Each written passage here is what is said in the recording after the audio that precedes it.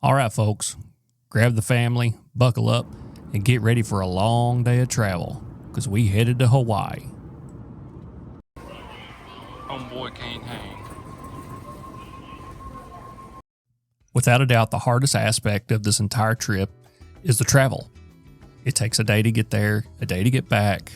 You have between 3 to 6 hours of time difference depending on what part of the country you live in. You have a lot of luggage. You're bringing your family, most likely. You're traveling with firearms. You're hoping to bring meat back. There's just a lot that goes into it, but don't let that scare you away from taking this trip. It is very well worth it.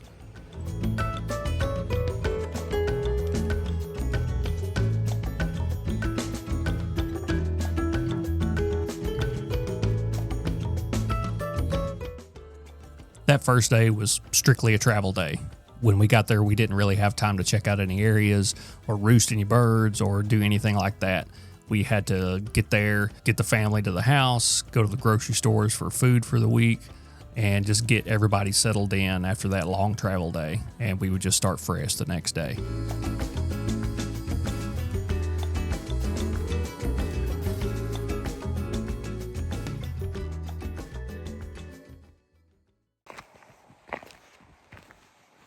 I don't know if y'all can hear that lava rock under our feet. It's pretty impossible to stay quiet here in Hawaii. We made it to our first spot. It's basically our first spot because it's really the only place that we could really get to. We're trying to navigate everything in the dark, and so trying to find access has been a little tricky. But found a spot with some decent, looked like some decent roost trees. So we're just gonna sit here and camp out till daylight. Just see if we hear a gobble. And then by the time we get out of here, it'll be light enough to navigate other places. Just gonna show y'all what we're dealing with out here. Type of scenery. It is pretty. Very pretty. We're just kind of stopping at just some high points here and there. Just throwing some calls out, see if we can get something to gobble. It's getting to be mid-morning now. We didn't hear anything this morning. At first light, spent the majority of our time just trying to figure out access to a couple places. Finally figured it out, so we're actively looking for turkeys now instead of just trying to find access. So, took my first tumble, stepped off into some lava rock. It was covered up by grass or just whatever else. And I fell like halfway down this hill right here. That's all good. It didn't solicit a gobble.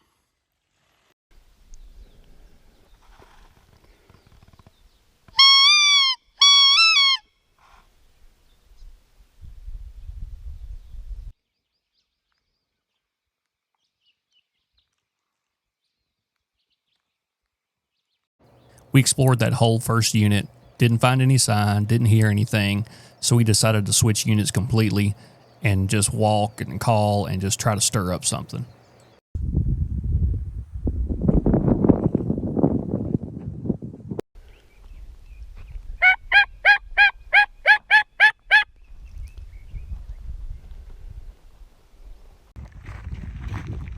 No shots fired today, but we got closer. We finally got into some sign, pretty good sign. Turkey tracks on top of boot tracks kind of sign. Gobbler tracks. So we got to come off here and get back to the house tonight. We'll probably come back up here in the morning and listen. See if we can't hear something. Because the bird gobbling. I had to wind around. Try to circle around, hopefully to where he's at. He hadn't gobbled very much though, just a couple times. But just enough, hopefully, for I can pinpoint him.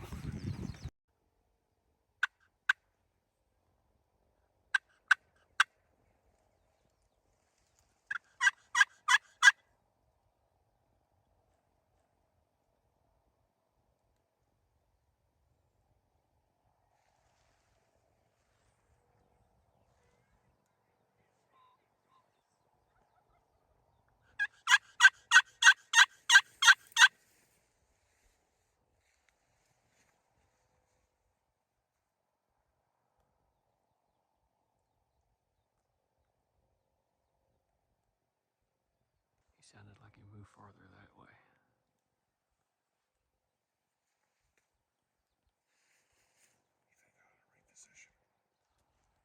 No, not yet.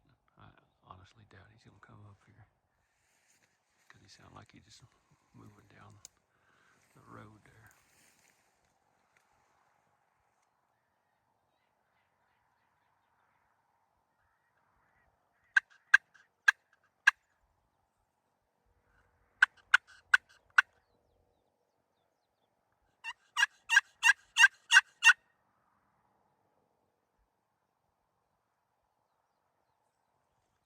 He's not responding to calls that well.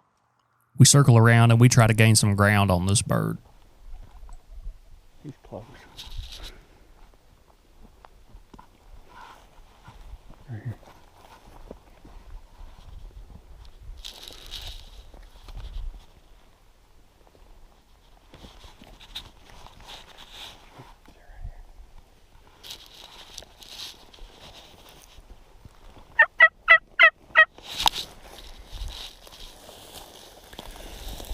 Here, so you can get down lower so the sun's set on you. Yeah. Yeah.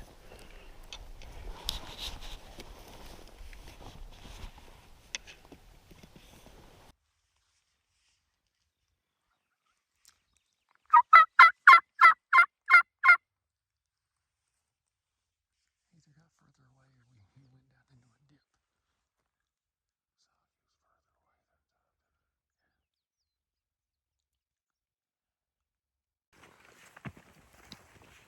Well, we got a little excitement anyway. He's gobbling okay. He's just not ripe yet, I don't think. And he kept getting farther and farther away the last several minutes, so we'll stick a pin on him. May check on him again either later today or in a couple more days. At least we got set up on one. Day 2, the day before, was pretty uneventful after that morning, but day 3 started out hot. All right, y'all, we switched areas and we got on turkeys pretty quick. Got a handful of turkeys gobbling all around us. Trying to make a move on one. Get uphill from him.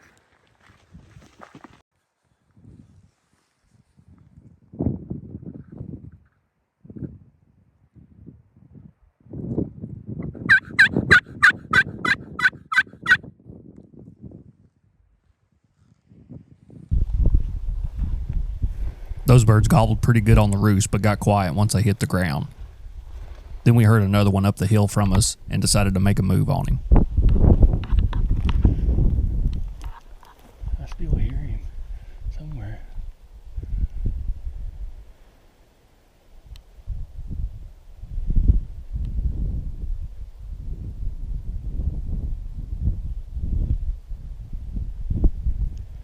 Wonder if we can drop down out of the wind some. Maybe.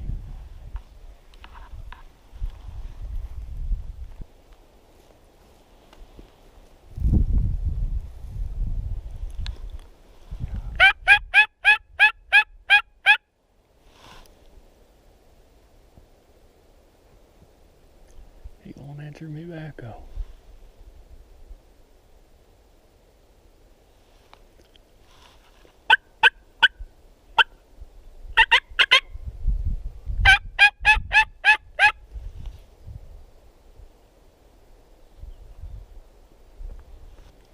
Like, is he hanging out up there somewhere? Is he floating around? He may be down in that little draw right up there. Sitting here somewhere. You can sit up against that tree right there. And I'll get behind you.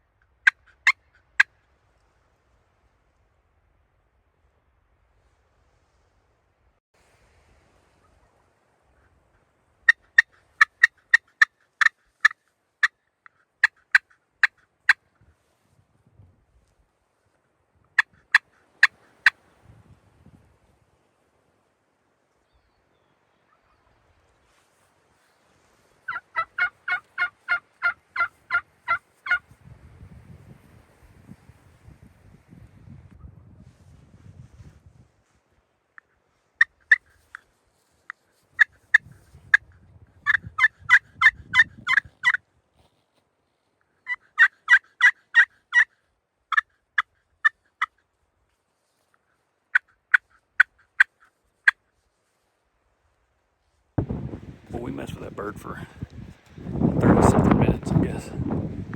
He wasn't budging. He'd gobble just every now and then, not answering, but he wasn't answering back. So we'll put a pin on him. Come back and check him later.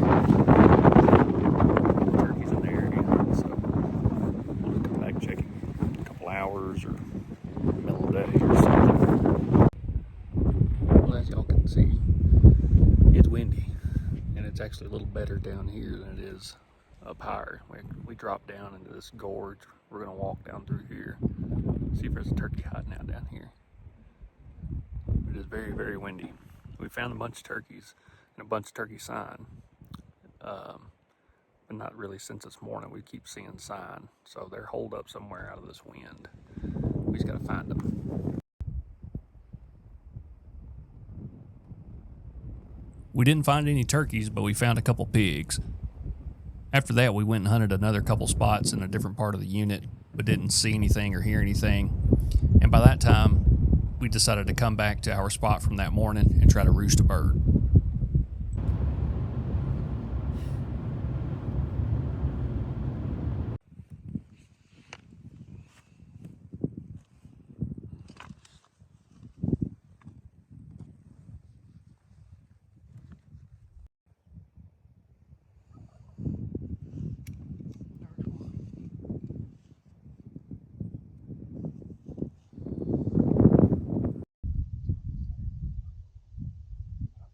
That sounded more like that way that time.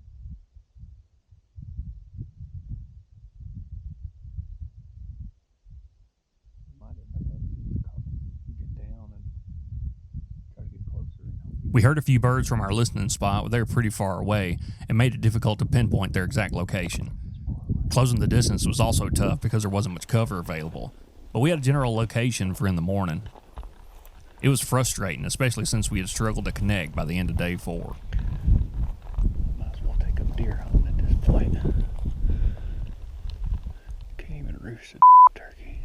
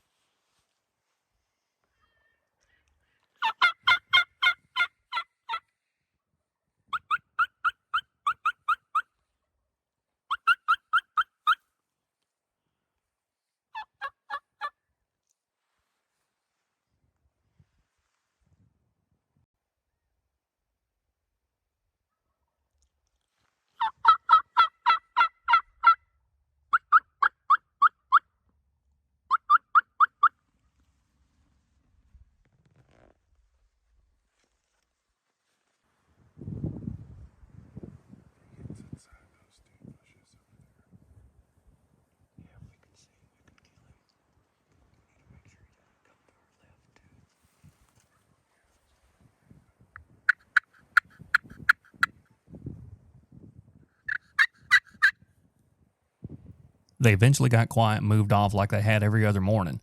But later that day, we found some fresh sign in a spot out of the wind and decided to put some brush around us and call now and then, hoping they'd return to the area.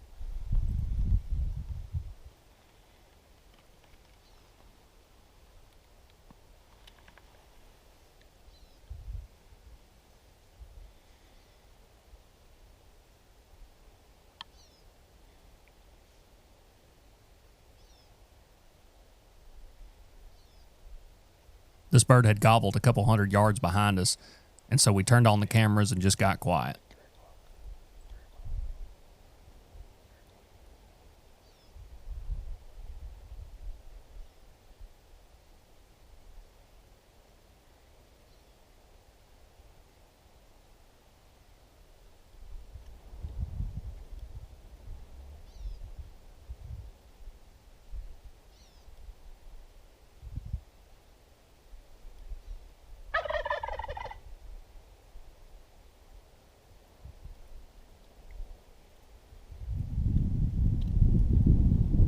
Between the brush we put up around us, the bird being so close, and him going into the ditch in front of us, Jason had to wait until the bird came up the hill on the other side for a shot. All the fresh sign we found was on that hillside in front of us, and we didn't anticipate anything coming from behind us, judging by the tracks we found earlier. He's coming through the ditch. Right down below us, on the left, easy.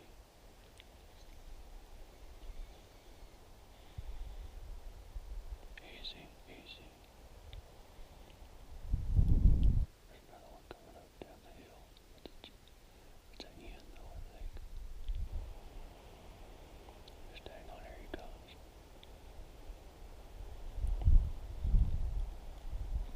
You want me to stick his head up? Hang on. I thought this bird would come around the back of that tree and give Jason a perfect shot, but he did something completely unexpected, and he jumped up on that leaning dead tree. Hang on.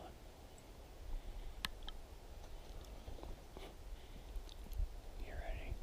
I'm gonna get him to stick his head up. Kill him.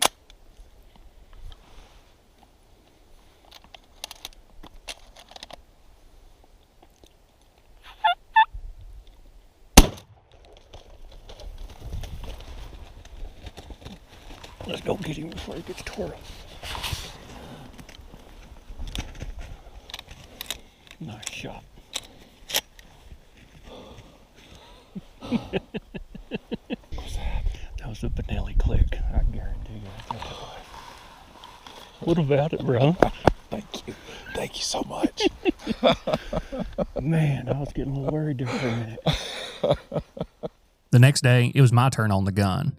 We went to a different part of the island we hadn't been to yet. When we got to public, we spotted a couple gobblers and hens in a drainage ditch from the road. We pulled the truck out of sight, and I was able to circle around and sneak up on them. And on day 5, I bagged my Hawaii gobbler. Unfortunately, it was raining then, so I had to leave all the cameras in the truck. But once it passed, we dried out my bird and took some photos. And how cool are these lava rock gizzard stones? This adventure came with its own set of challenges. The Rios of Hawaii went silent at Flydown for us, making for difficult hunting all week. We didn't get to call one screaming down the gun barrel, but we still had a blast and filled a couple tags. This wasn't your typical turkey hunt. It's an immersive journey into a land where each moment is painted with nature's most vibrant hues, where the golden sun and gentle trade winds set the stage for one of the most unique adventures imaginable. As you traverse rugged, high-elevation deserts and fields of lava rock under thick grass, you're surrounded by breathtaking scenery that rivals or exceeds what I've seen in Montana or Wyoming. The lush volcanic landscapes create a dramatic backdrop while the sparkling blue ocean whispers a calming melody in the distance.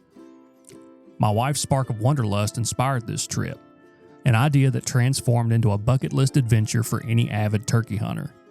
She wanted to go to Hawaii and figured the only way to get me to go was to let me turkey hunt the whole time. Her vision invited us to embrace the challenges, immerse ourselves in the beauty, and celebrate the vibrant, thriving wildlife that can only be found here.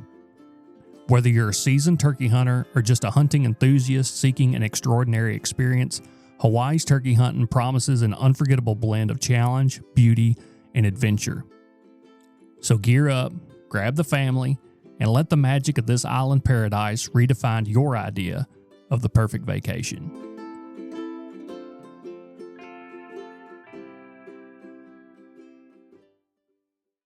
After our week-long struggle in Hawaii, we are now back in the South, and we are headed to hunt some proper eastern turkeys.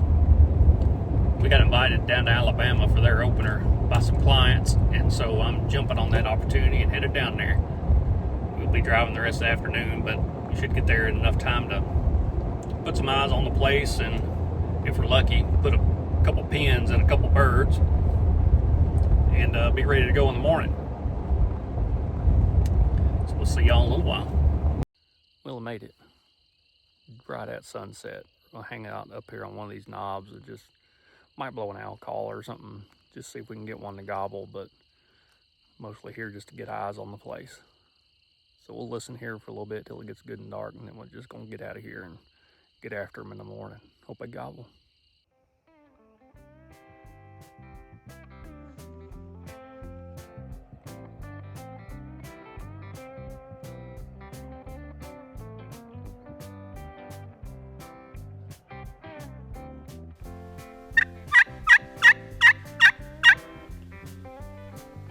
right on top of them, make them gobble this morning.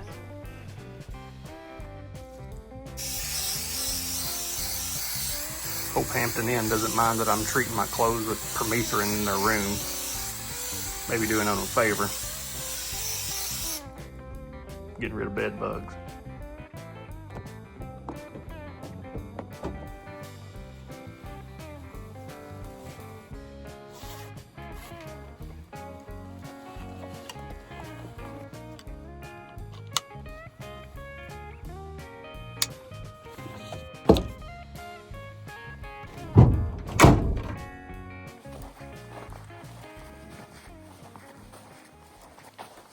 Well, it's hot, y'all.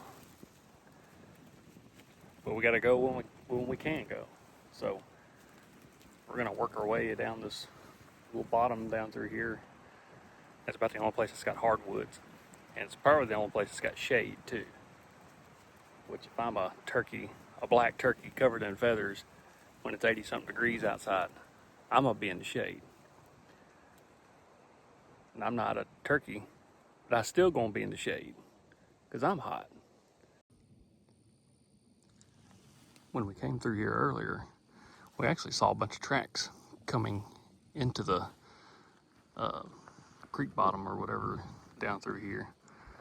And since then, Dozier's been in here and covered up all those tracks, which is fine because that means any tracks that I see on this stuff is going to be fresh. And another good sign is that I actually haven't seen any tracks, at least none coming out of there. So that means they're still in there, hopefully.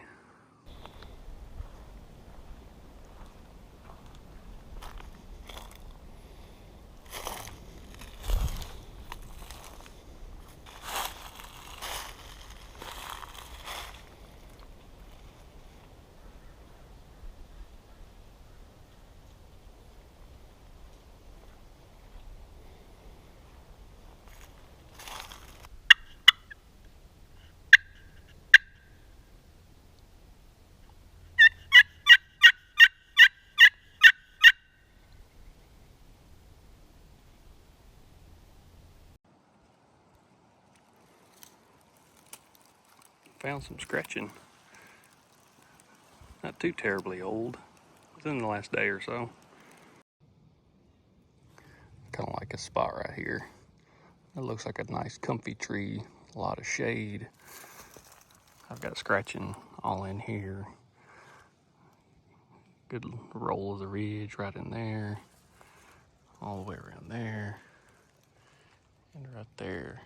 Back behind me is a little sketch as far as setup goes. But with the way things are going, it's gotten pretty quiet. Even the songbirds aren't talking that much anymore. It's gotten pretty quiet. And so I think I may just camp out here until fly up time. And I might catch them coming back the way they came either this morning, yesterday, or something, because there's fresh sign everywhere. I'm just gonna hang out here and call every now and then, just see what happens.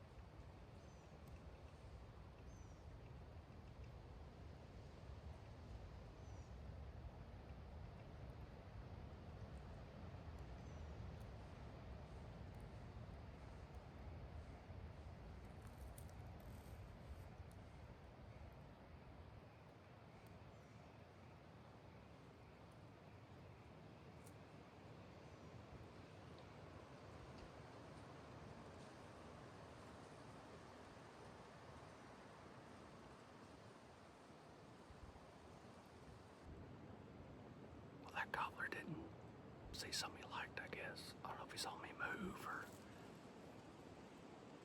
something. He tiptoed down into the woods a little bit. I don't know, he got probably like 10 yards into the woods. I think he may have been within range, but it's kind of thick in here. And I didn't see him in enough time to really get a shot off and make a good decision, so. But I did see him come down the hill. After a little bit anyway. And then go back up in a hurry. So he saw me, he saw something. Or didn't see something he was needing to see. I thought I had heard drumming, and that's when I turned the camera on and everything. And I'm glad I did, because I hope I got some of that stuff on camera. But at least patience paid off a little bit. Right here. Made a good decision just sitting here. May get up and try to see where those gobblers go. Nothing else, try to get a pin on them. See where they roost tonight.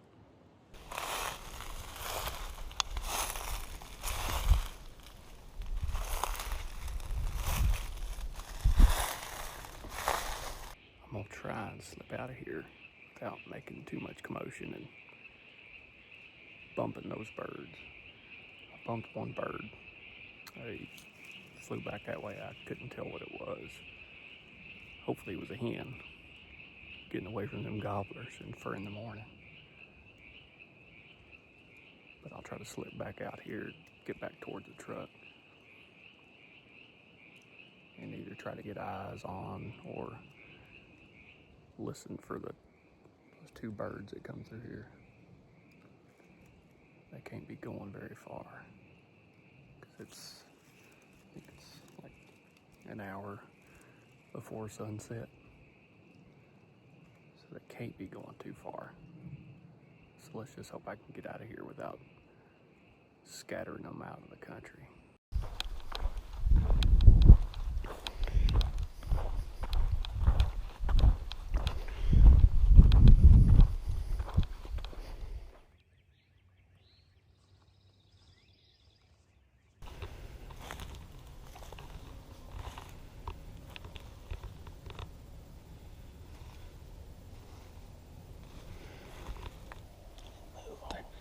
I will be on that.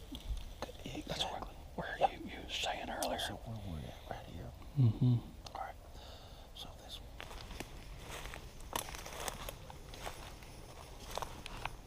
Well, it's the last morning in Alabama. Flying solo this morning. There's a couple more guys on the other end of the property. But man, y'all probably can't see it, all that mess right there. I just busted through all that for the last 30 minutes or so. Briars and whatnot. It's a little more thick, or a little thicker than I anticipated it would be. But trying to slip in here in the cover, close to where these turkeys have been roosting, I haven't heard anything yet. But I'm also like 600 yards away from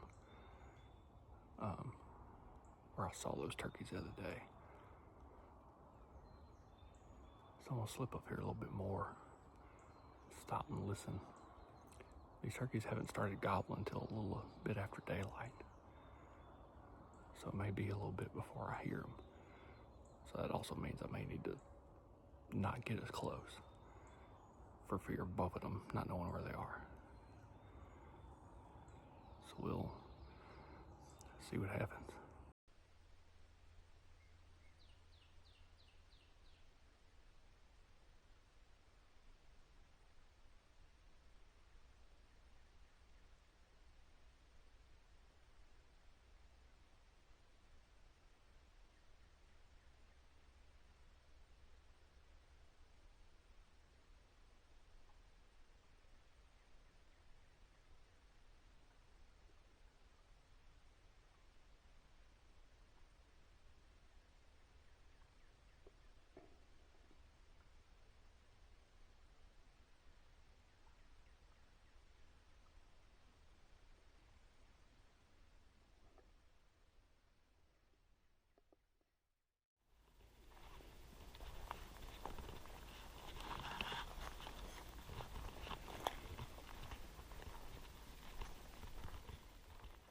opening day here in Tennessee. Came to the spot hunted a couple times last year. Got on some birds, found a lot of sign. It was kind of late in the season though. So I figured I'd just try my hand at it for opening day. Be my best chance to get one on this place. It's got a lot of pines on it, timberland. Doesn't get a whole lot of pressure. But they get a handful of birds off here every year, so I figured I'd just try it. Got a spot that I got on a bird last year. We're going to go down here and listen. See if we can make something happen. Alright, I've got a couple gobbling, I think, at least one. I just got to figure out where he's at. I don't even know for sure if he's on my side of the road. I got to get a little closer, confirm everything.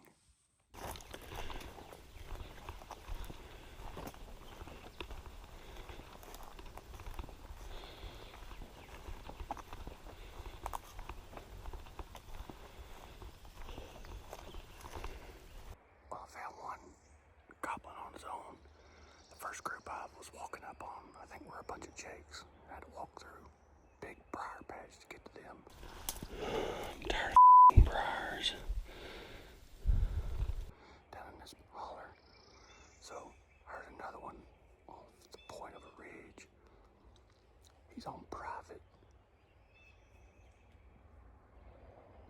But I dropped down in this holler and kind of came around to the edge of the point of the ridge.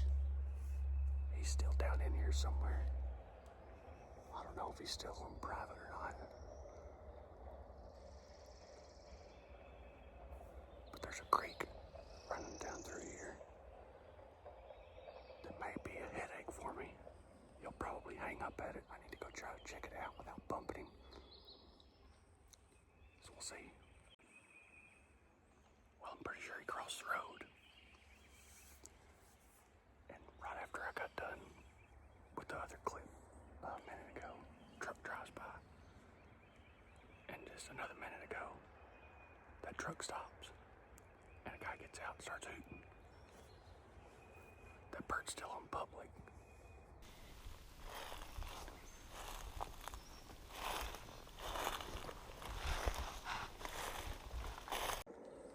Well, that bird got away from me.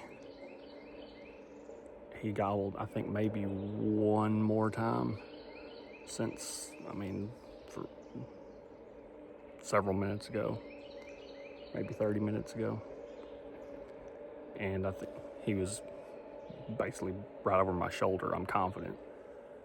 There's private about 100 yards that way. And so I'm still on public. I crossed the little road that he crossed and stayed on public. But he went further on into private, I'm confident, and just got quiet. So I think I'm just going to hump my way back to the truck and then regroup.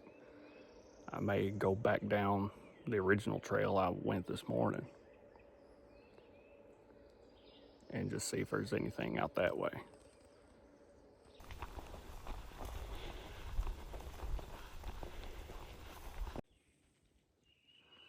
I came way back in here, dropped off the ridge, got down in this creek bottom, and I think there's one or two gobbling way at the mouth of this thing. I'm confident they're on private,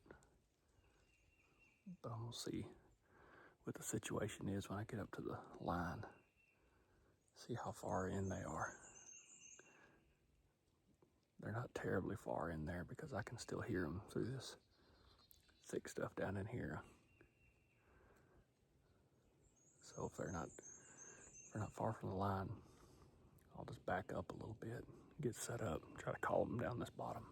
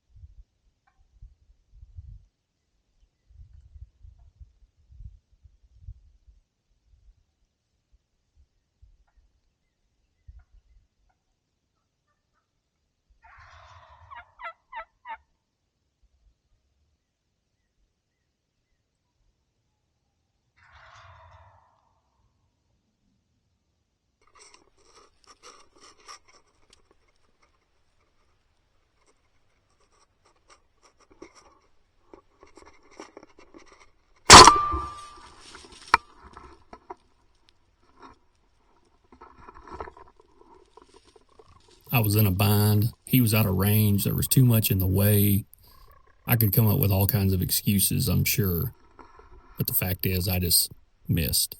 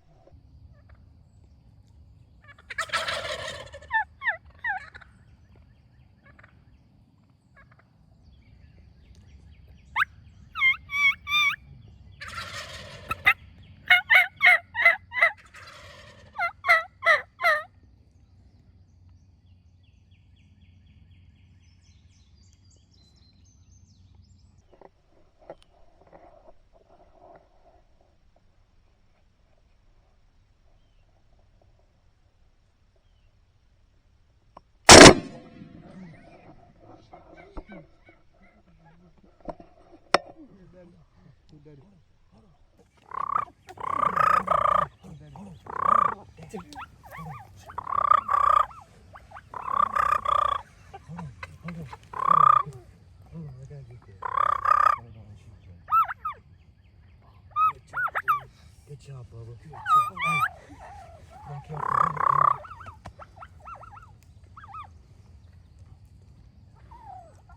Bet there ain't no longbeards would sit here and tag out. There's some big jakes right there. I'm just gonna try to jump over. Good shot, bro.